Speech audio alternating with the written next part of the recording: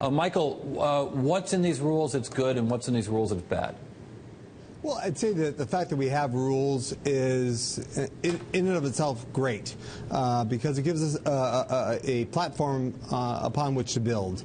I would say that there are some problems to the extent that the rules will prohibit operations of commercial operations of UAVs and drones when there are personnel on the ground that are not associated with the project, which essentially will restrict all commercial usage.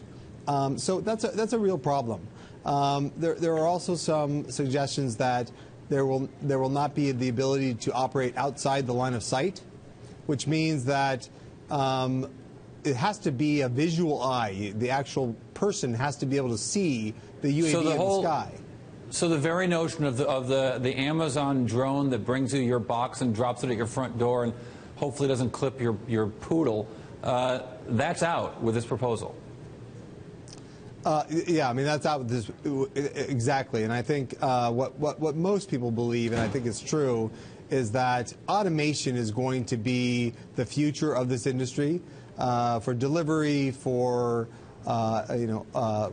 precision agriculture, for pipeline inspections, for disaster management, search and rescue. There's a whole host of purposes that UAVs can be used for, and I think we have some work to do now. But the one thing I'll say is that the FAA was great in not touching the ability of recreational users to enjoy UAVs for aerial photography and digital photography. It's wonderful.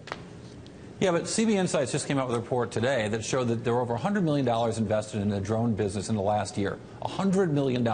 No one's doing that because they want another Frisbee. I mean, the whole idea, right, is, hey, we can find a cheaper way and a safer way to inspect, or at least a cheaper way, and maybe safer as well, to inspect pipelines that we can, which have to be inspected to check for leaks. And there are things that could be done so much more often because the cost would be so much lower. Is there a sense that the FAA doesn't want that happening? No, in fact, quite the contrary. The FAA, in the evaluation of the proposed rule, said that they are going to save lives.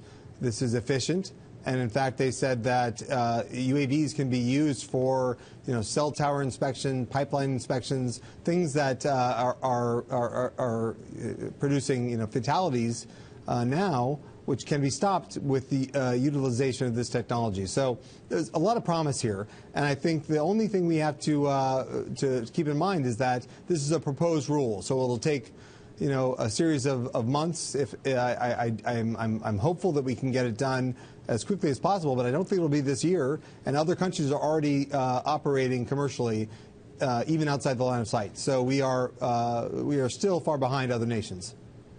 In terms of privacy, what do we want from rules about drones? You work for two of the companies that support you, Amazon and Google, have notions of privacy that are different between them, let alone different from what other people might want.